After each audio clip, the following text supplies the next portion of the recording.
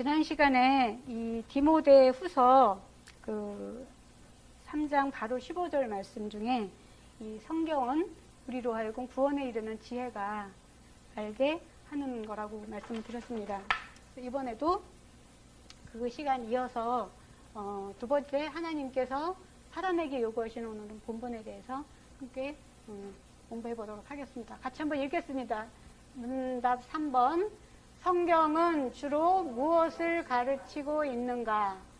성경이 가르치고 있는 것은 사람이 하나님에 대하여 어떻게 믿을 것과 하나님께서 사람에게 요구하시는 본분이다 라고 했습니다.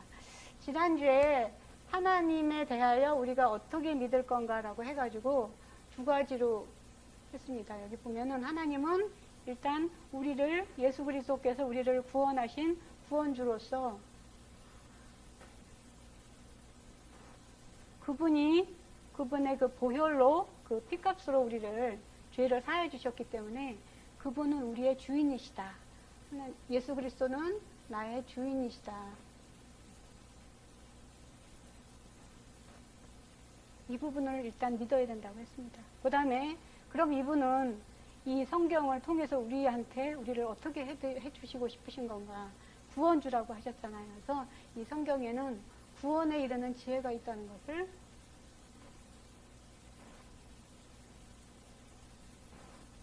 이것을 우리가 믿어야 된다고 했습니다. 그렇다면 하나님께서 사람에게 요구하시는 본분은 오늘 바로 이 성경 말씀 16절에 나왔던 모든 성경은 하나님의 감동으로 된 것으로 교훈과 책망과 바르게 함과 의로 교육하기에 유익하니 됐습니다. 첫 번째가 일단은 하나님의 감동이라고 하셨어요.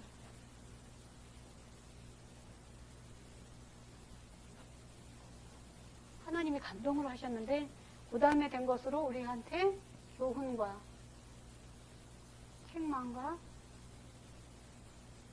바르게 함과 의로 교육하기에 유익하니 이렇게 말씀하셨거든요. 이 하나님의 감동이라는 것을 보면은 성경 말씀 여기서 보면 여기서 말하는 그 16절에서 말하는 이 모든 성경은 우리가 알고 있는 이 성경 전체라기보다는 이 디모데 후서가 쓰여졌던 시기가 사도 바울의 거의 마지막 편지이기 때문에 그 60년 이 AD 한 60년 경이기 때문에 아직은 성경이 정경으로 나오질 않았습니다. 그래서 이때 말하는 이 모든 성경은 구약의 모세 오경으로 보시는 게 좋겠습니다. 그래서 이 모든 성경은 하나님의 감동으로 됐다고 하셨잖아요. 그래서 이 성경 말씀을 이렇게 읽어보면 구약을 보면은 하나님이 이르시되 이 말이 계속 나오십니다. 그러니까 이 말하자면 하나님이 말씀하시는 건데 하나님이 영이시기 때문에 이 대언자들을 통해서 계속 하나님이 이르시되 이 모세가 쓰는 이 모세 오경도 이 모세가 여호와께서 이르시되 이렇게 계속 말을 하고 있습니다. 그래서 이게 제가 몇 번이나 도대체 이 하나님이 이르시되라는 게 나오는가 이렇게 봤더니 여기 보면 창세기에는 그러니까 모세가 쓴 모세 오경이 5가지잖아요. 창세기, 출애굽기, 레위기, 민수기, 신명기. 근데 이 신명기는 사실 이제 모세가 마지막에 썼던 그런 쭉 회고하면서 다시 한번 하나님을 기억하고 여호와 하나님이 어떤 분이신지를 기억하고 이렇게 해서 쓴 것이기 때문에 여기에는 그렇게 많이 나오질 않아요. 근데 여기 창세기에는 83번, 여기는 78번, 36번, 7선 굉장히 많이 나옵니다. 계속 여호와께서 이르시되 하나님이 이르시되 빛이 있으라 계속 명령하시면서 이렇게 많이 나옵니다. 제가 페이지 수를 봤더니 이게 이 전체 4가지 페이지가 258페이지인데 한 271번 나오는 걸 보니까 계속 한 페이지마다 한 번씩 계속 얘기를 하죠. 근데 복음서를 봤어요. 제가 복음서를 한번 또 봤더니 그때는 이제 하나님이 육신의 몸으로 오신 예수 그리스도께서 말씀하시잖아요. 예수께서 이르시되 계속 나오는데 이것도 4복음서를 보니까 마태복음, 마가복음, 누가복음, 요한복음. 마태복음에 130번, 115, 165, 118번. 훨씬 많죠. 이 토탈 해가지고 보니까 이게 528번 말씀하셨어요. 페이지 수는 비슷해. 185페이지 정도인데 여기 거의 한 페이지당 3번 정도씩.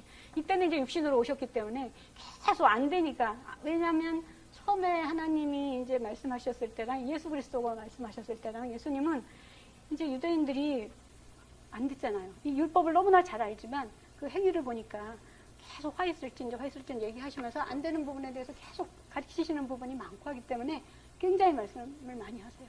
그래서 이렇게 말씀하신 것이 다 하나님의 감동이다. 감동으로 하신 것이기 때문에 이 하나님의 감동으로 된 것인데 여기에는 하나님의 우리에 대한 사랑과 또 안 될 때 우리가 말 안 들을 때는 우리 부모도 야단치고 안타깝고 하시잖아요. 그런 것들이 다 이 안에 담겨져 있는 거예요. 그래서 이 하나님의 말씀은 우리한테 이 교훈이 된다고 했잖아요. 하나님의 말씀은 이렇게 우리가 성경으로 이렇게 써 있는 것은 우리가 율법이라고 얘기를 하지만 이것을 가르치시는 것들은 다 그냥 교훈이라고 얘기를 하시거든요. 교훈이고 또 이 책망하시는 것, 훈계하시는 거죠. 이 결국 훈계하는 것도 부모가 자식이 잘 되라고 훈계를 하는 것과 똑같이 훈계, 책망이라고 얘기를 하시거든요. 그래서 이 책망하시는 부분도 잘 되라고 하시는 부분이고 또 바르게 살기를 원하시고 의로 교육하기 유익하고 다 이 모든 부분이 이 성경 안에 있다는 것이에요. 우리가 보통 책하고는 성경이 다르잖아요. 그렇죠? 이 구원에 이르는 지혜, 우리로 하여금 당신이 생명을 주시기는 주셨는데 아직 우리의 이 영과 마음은 변하지 않았거든요. 그러니까 이 부분을 계속 새롭게 변화를 시켜서 구원에 이르기까지 하려고 하니까 이 우리 마음 안에 있는 것들 또 우리 영이 자라지 못해서 계속 불만, 탐욕 같은 것들이 나오는 이런 것들을 다 이 교훈과 책망과 바르게 함과 의로 인해서 고쳐서 결국에는 구원에 이르기까지 한 사람도 빠지지 않고 구원에 이르기까지 하시고자 하시는 이 하나님의 사랑, 이 사랑이 이 하나님의 감동에 의해서 쓰여진 바로 이 글이다라는 거예요. 근데 이 부분이 가장 잘 나와 있는 것이 어디냐 하면은 바로 잠언과 전도서입니다. 물론 다른 데도 이렇게 이제 있겠지만 가장 우리가 이 부분을 많이 알 수 있는 것이 바로 잠언, 전도서. 나와 있는 것입니다. 그래서 이 오늘 읽었던 디모데 후서의 1장을 잠깐 보겠습니다. 1장의 13절 보시면은 1장 13절 너는 그리스도 예수 안에 있는 믿음과 사랑으로서 내게 들은 바 바른 말을 본받아 지키고 바른 말이라고 하셨잖아요. 그죠? 하나님의 감동으로 주신 이 말씀이 바른 말인데 이것을 본받아서 지켜라. 계속 그 얘기를 하시거든요. 결국 이 부분이 이 안에 다 쓰여져 있는 거예요. 그래서 오늘 이 교훈, 특히나 이 교훈에 있어서는 그 다윗과 같은 경우는 어렸을 때부터 이 교훈을 내가 지켰다라고 얘기를 하거든요. 어렸을 때부터. 시편을 보시면 그 얘기가 나와요.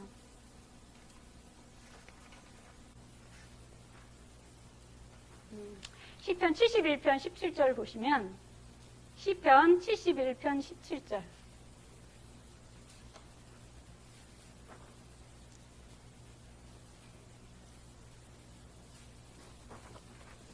시편 71편 17절 예전에는 이 성경이 정경화되기 전에는 이렇게 구전으로 내려와서 있었기 때문에 지금 우리가 성경 속에서 보고 있지 않은 많은 내용들이 사실 있습니다. 그것이 아담이 얘기해서 그 아담의 가인과 아벨 같은 경우도 다 그 아담의 얘기를 들었을 거 아니에요. 그렇죠? 그러니까 이게 문자와 성문화된 것이 없었을 때는 다 구전된 것들을 들었었기 때문에 계속 이 구약의 역사를 보면 결국 구전되어진 내용들을 가지고 그런 것들이 다 이제 교훈이라고 얘기를 하는데 여기 보면 하나님이여 나를 어려서부터 이 하나님의 말씀을 봤다는 얘기거든요. 어려서부터 나를 교훈하셨으므로 내가 지금까지 주의 기이한 일들을 전하였나이다. 이렇게 나와 있어요. 그래서 그리고 또 교훈 중에 하나가 보면은 여러분들이 많이 또 들어봤던 내용 중에 하나인데 잠언입니다. 잠언의 6장 6절에서 11절 말씀 보겠습니다. 잠언서 이제 잠언서를 피겠습니다.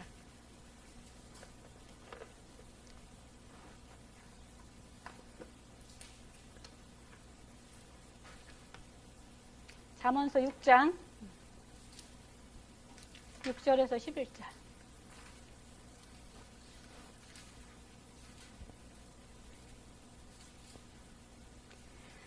잠언서 6장 6절에서 11절을 보시면 많이 들으셨죠. 게으른 자여 개미에게 가서 그가 하는 것을 보고 지혜를 배우라. 그렇죠? 우리가 이 잠언이라는 뜻 자체에는 비교하다라는 뜻이 있어요. 그래서 이 잠언의 내용을 보면 다 이렇게 비교하는 내용들이 나와요. 미련한 자, 지혜로운 자 이렇게 나오거든요. 그래서 이 비교를 통해서 우리로 하여금 예를 들면 미련한 자는 내가 하나님을 몰랐을 때, 내가 세상 속에서 살았을 때의 내 모습이라면 내가 하나님께 이르는 구원에 이르는 이 지혜로 가려고 하면 지혜로운 자가 돼야 되잖아요. 굉장히 우리들이 알아듣기 쉽게 이렇게 잠언에는 내용이 되어 있습니다. 그래서 다 비교하는 내용으로 되어 있어요. 여기 보면 게으른 자요. 우리가 게을렀잖아요. 그죠?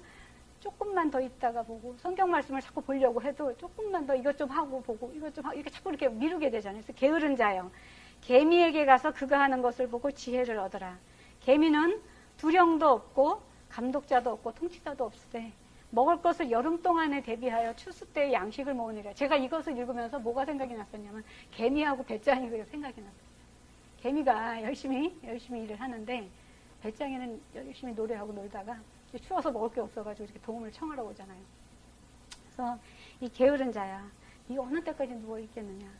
그리고 예수님도 그 겟세마네 동산에서 기도하러 가셨을 때 제자들이 졸려가지고 이 잠을 쫓지를 못하고 잤었잖아요. 그죠? 그래서 참 그런 걸 보면 안타까워하시고 그러잖아요. 항상 우리 보고 깨어있으라고 하시는데, 그래서 우리가 항상 이 말씀에 대해서 이 부지런을 떨어야 되겠다.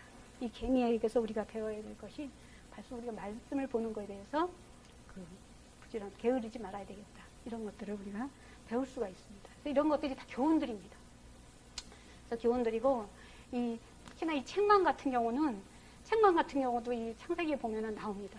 그래서 먼저 하나 찾아보겠는데, 이 책망 부분에서는, 잘 알고 있는 얘기인데, 창세기 31장을 보겠습니다. 창세기.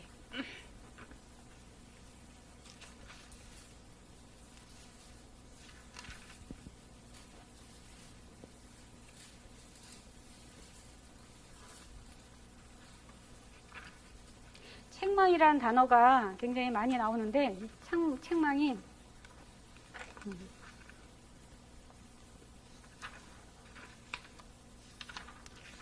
창세기 31장 라반이 책망받는 부분이 있습니다. 창세기 31장 36절 보겠습니다. 36절.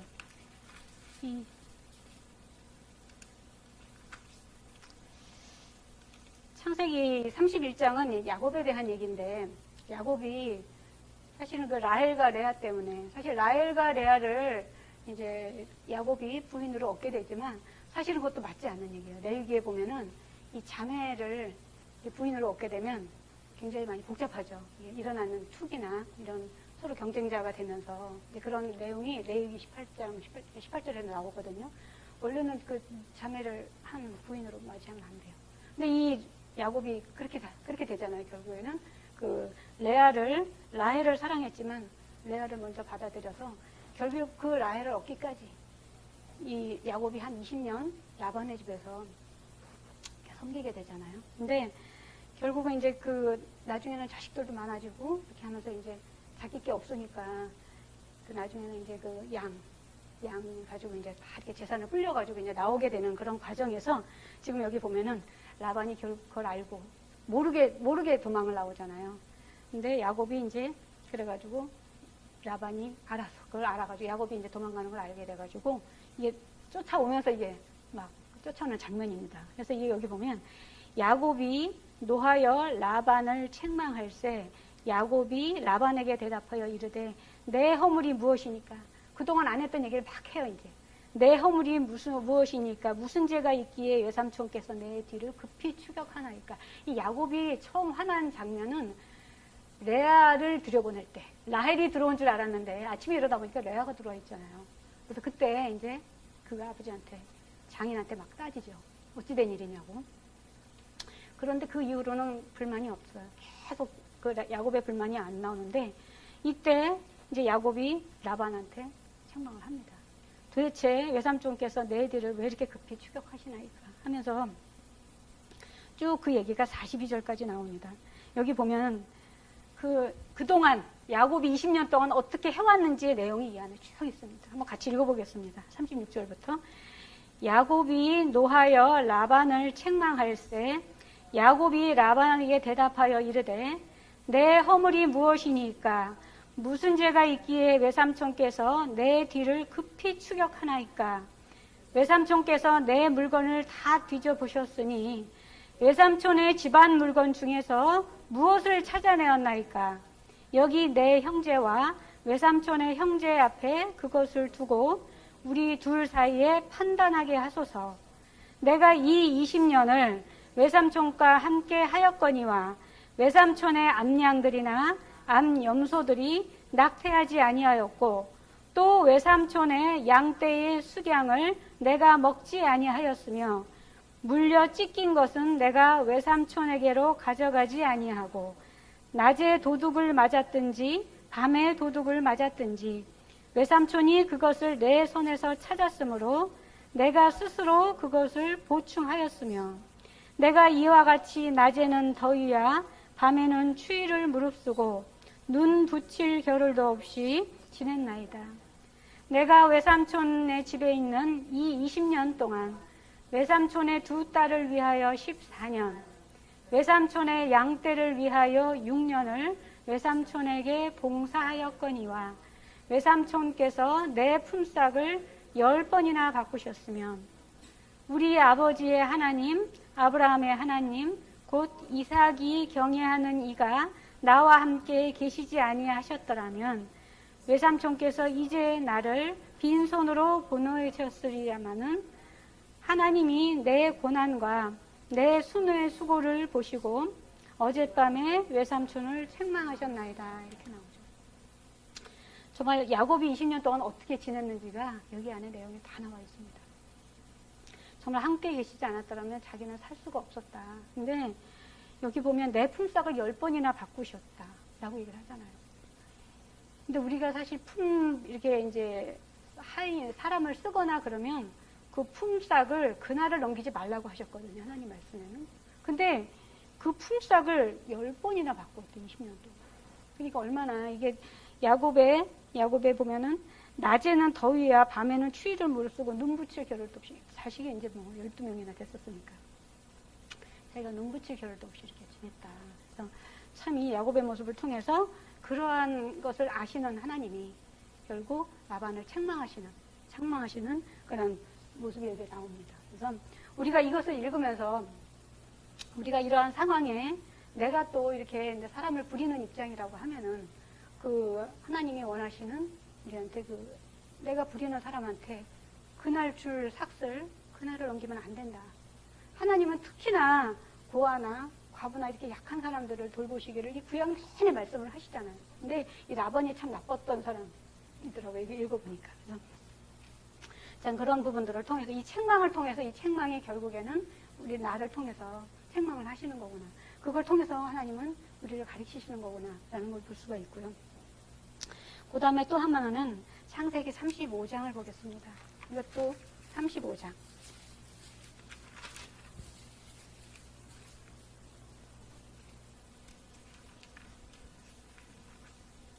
창세기 35장 보면은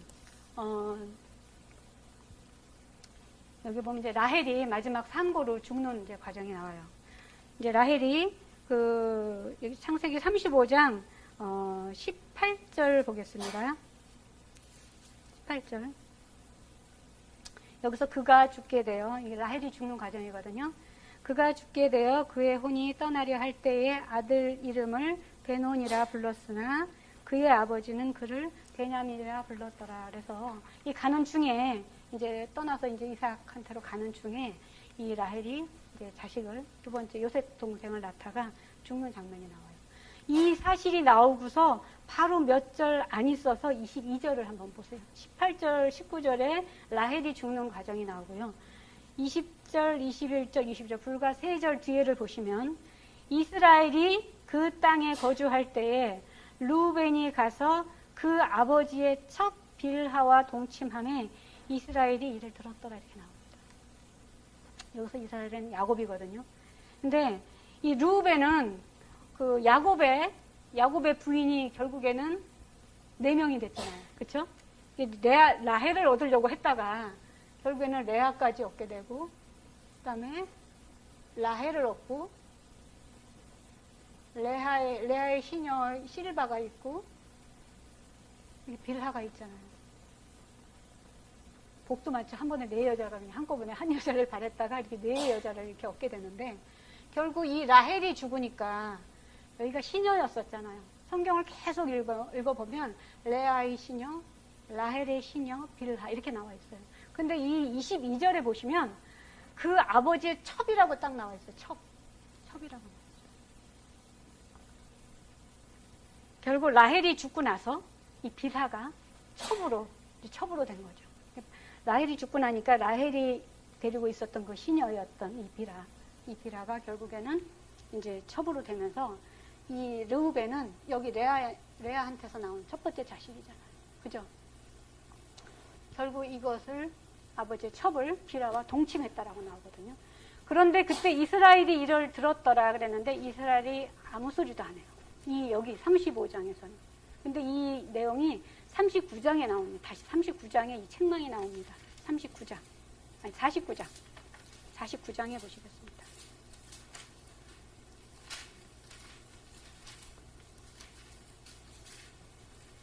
(49장을) 보시면 야곱이 이제 요셉이 이제 애굽 땅에서 이제 총무가 돼가지고 결국에 이제 야곱네 식구들이 70명의 식구들이 이제 다 이제 가잖아요, 그죠? 근데 그때 이제 여기서 이제 야곱이 죽으면서 유언을 하는 내용입니다. 유언을 하는 내용 중에 여기 2절에서부터 1절에서부터 읽겠습니다. 1절에서부터 어디까지가 르우벤에 대한 얘기냐 하면은 4절이에요. 1절부터 4절까지 읽겠습니다. 야곱이 그 아들들을 불러 이르되 너희는 모이라. 너희가 후일에 당할 일을 내가 너희에게 이르리라. 너희는 모여 들으라.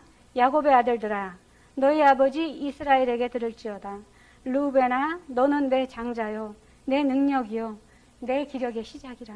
위풍이 월등하고 권능이 탁월하다마는 물의 끓음 같았은즉 너는 탁월하지 못하리니 내가 아버지의 침상에 올라 덜에 폈음이로다. 그가 내 침상에 올랐었도다. 결국 여기서 얘기를 합니다. 야곱이 그 당시에 그 르우벤이 빌하와 동침했을 때는 아무 얘기도 하지 않다가 결국 이 자식들을 놓고 이제 마지막 유언을 하면서 하나님은 절대로 잊지 않으십니다. 우리 행위대로 심판하신다고 그러셨잖아요. 그죠? 결국 여기 보면은 르우벤은 장자이기 때문에 유대인들한테 장자는 하나님의 아들이잖아요. 그죠? 하나님한테 바쳐지는 건데 처음에 르우벤아, 너는 내 장자요, 내 능력이요. 첫 번째 자식이네요. 내 능력이요, 내 기력의 시작이요, 위풍이 월등하고 권능이 탁월하다만 아쉬운 거예요. 이런 아들인데, 네가 이런 아들인데 물의 끓음 같았은즉. 여기서 물의 끓음 같다라는 것은 이제 르우벤의 기질을 말하기도 하고, 우리가 이 잠언에 보면 미련한 자와 지혜 있는 자에 대한 얘기가 많이 나오지만 노하기를 더디하라는 얘기를 항상 하시거든요. 이 노하는 거, 이 성격이 이제 불 같은 거죠, 이제. 그래서 결국 물에 끓음 같았은즉 너는 탁월하지 못하리니 내가 아버지의 침상에 올라 더럽혔습니다. 라고 하면서 축복을 바로 저주로 바꾸게 됩니다. 그래서 이 책망을 하는 부분에 있어서는 참 하나님의 그 사랑과 그 아픔이 많이 있으실 것 같아요. 그죠? 우리가 결국에 이 구원에 이르기를 원하시는데 우리가 이런 길로 가면 안 되잖아요. 그래서 이렇게 이 말씀, 잠언과 이 전도서를 통해서 어떻게 하는 것이 바르게 사는 것인지, 어떻게 사는 것이 의로운 삶이신지, 이 의자도 옳을 의자에서 옳게 사는 것. 하나님 앞에 우리가 굽은 길을 가지 않고 어떻게 곧은 길을 가는 그런 삶을 살아야 되는 것인지가 이 잠언 속에 다 있는 것입니다. 그래서 여기 보면 노하기에 대한 부분도 그렇고 다 이게 말씀이 비교하는 걸로 다 나와 있거든요. 한번 같이 보겠습니다. 여기 보면 그냥 요거는 찾지 않고 제가 읽어드리겠습니다.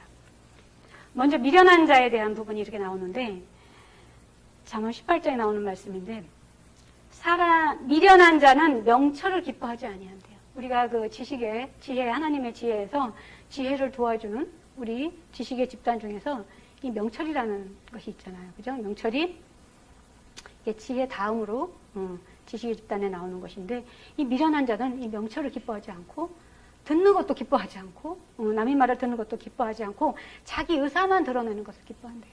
우리가 항상 내 말이 진리가 돼가지고, 어디서든지 남의 말을 듣는 것보다 내 말 하는 것을 더 앞세우고 더 즐거워한다는 얘기예요. 미련한 자는. 우리가 이런 걸 읽으면서, 아, 내가 예전에는 세상에서 살 때는 이런 미련한 자였는데, 하나님은 나를 이렇게 원하시는구나. 내가 지혜로운 자가 되기를 원하시는구나. 이 잠언은 그냥 읽으면, 아, 내가 지혜로운 자가 되어야 되겠구나라는 방법들이 쫙 나오고 있습니다. 그래서 여기 보면, 지혜로운 아들은 아비를 기쁘게 한대요. 그리고 미련한 아들은 어머니의 근심이 된다. 또 지혜로운 아들은 아비를 즐겁게 하여도 똑같은 얘기인데, 미련한 자는 어미를 업신여긴대. 그래서 자식에 대한 교육을 어떻게 시켜야 되는지. 우리 십계명을 이렇게 보면은 하나님을 어떻게 섬겨야 되는지도 나오고, 또 우리 부모를 어떻게 공경해야 되는지도 나오고, 내가 사람들 간에 어떻게 해야 되는지도 다 나오는데, 그것을 조목조목 이렇게 비교를 통해서 자세하게 나와 있는 것이 바로 잠언인 것입니다. 그래서 여기 보면은 또 내가 말이 조급한 사람을 보느냐? 그보다 미련한 자에게 오히려 희망이 있다. 미련한 자보다 말이 조급한 사람이 더 안 좋다는 얘기예요. 그러니까 우리가 말이 빠르면은 결국에는 이렇게 문제도 다툼도 일어나고, 그쵸? 왜냐면 불안을 일으키고 이제 그러죠. 그래서 이 미련한 것과 지혜로운 것. 그래서 여호와를 경외함이 지식의 근본이고 여호와를 경외함이 지혜의 근본이라고 하셨듯이, 우리가 항상 나를 살리신, 나에게 생명을 주신 분이 누군가가 있다고 하면, 또 내가 종이라는 것을 내가 깨닫기만 하면, 내가 이 미련한 자와 같은 이러한 것을 하는 것이 아니라 내가 지혜로운 자가 되기 위해서 이 말씀을 통해서 항상 우리가 그렇게 받아들여야 될 것 같고, 그 다음에 나오는 것이 또 바르게 하면서 또 하나 나오는 것이 교만에 대한 부분입니다. 교만. 그래서 교만에 대한 부분을 또 보면은, 교만은 패망의 선봉이요 거만한 마음은 넘어짐의 앞셈이라. 겸손한 자와 함께하여서 마음을 낮추는 것이 교만한 자와 함께해서 탈취함을 나누는 것보다 낫다. 그래서 계속 교만과 겸손에 대한 얘기를 계속 하십니다.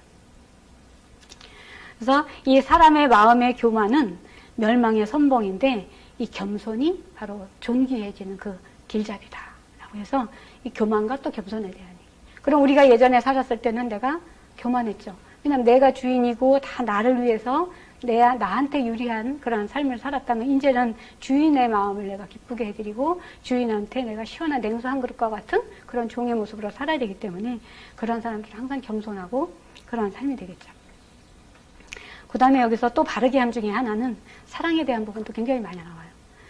잠언에 보면은 채소를 먹으며 서로 사랑하는 것이 살진 소를 먹으면서 서로 미워하는 것보다 나으니라. 우리가 먹는 것이 부족해도 같이 나눠 먹고 그러면 즐겁잖아요. 그래서 이 살찐 소를 서로 먹으면서 서로 미워하는 것보다 나으니라. 이런 얘기도 나오고. 그 다음에 그래서 이 하나님이 우리를 생각하시는 이 사랑이 어떻게, 부모가 자식을 사랑은 같다는 얘기가 여기 나오는데, 대저 여호와께서는 그 사랑하시는 자를 징계하시는 것을, 사랑하시기 때문에 징계하신다는 거예요.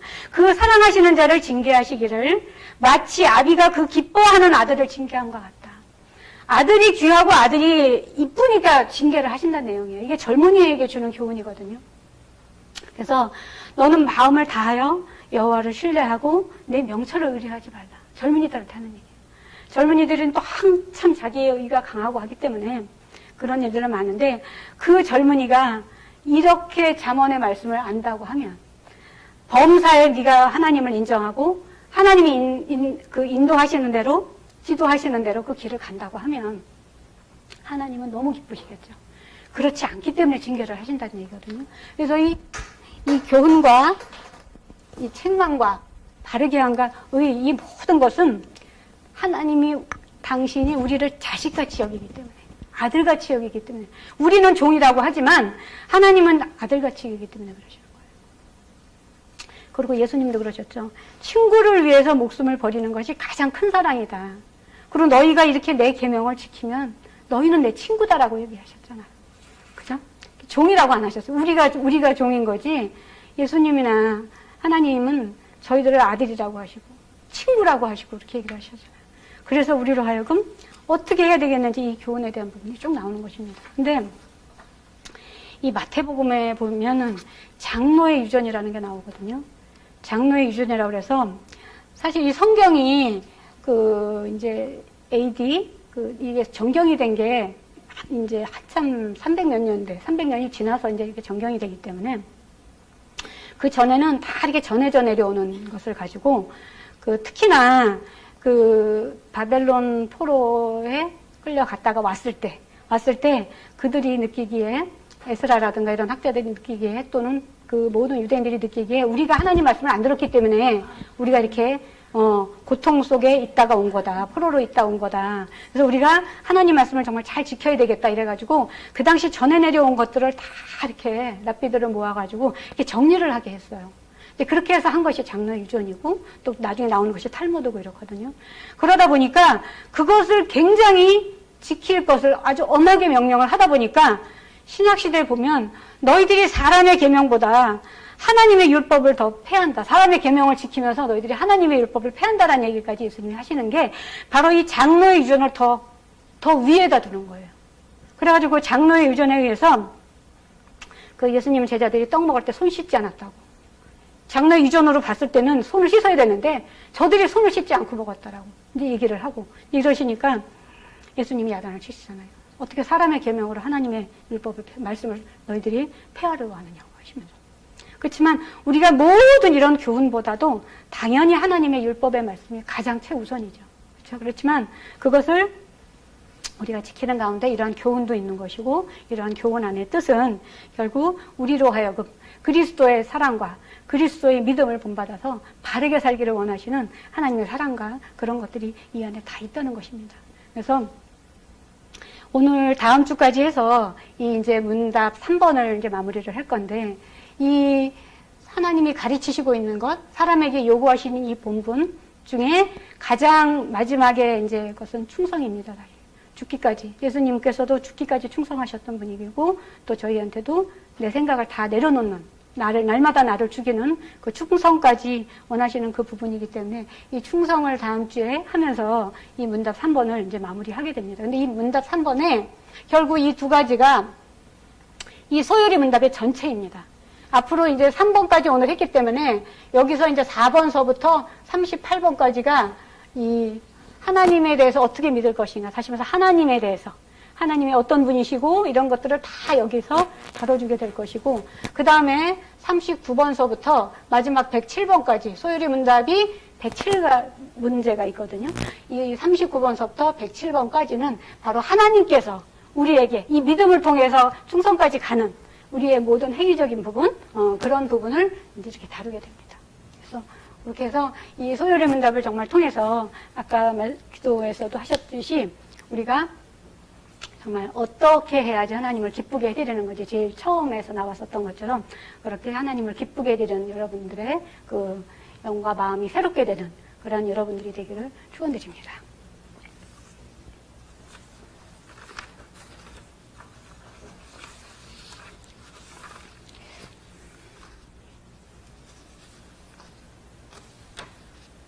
기도하시겠습니다. 하나님 아버지 감사합니다. 미련하고 세상 것만 최고로 알고 살던 저희들에게 이 귀한 말씀 주셔서 이 세상의 것은 모두 다 헛되고 나의 수고로움으로 얻는 모든 것도 다 헛되고 오직 예수 그리스도를 믿음으로 생명을 얻고 아버지께서 주시는 양식을 통해 마음이 새롭게 되어 구원에 이를 수 있는 저희들 될 수 있도록 길을 열어주시며 아버지 감사를 드립니다. 믿음의 결국은 영혼의 구원을 얻기 위함이고 또 우리들이 마땅히 해야 될 행할 바를 알게 하신 예수 그리스도 이름으로 감사기도 드립니다.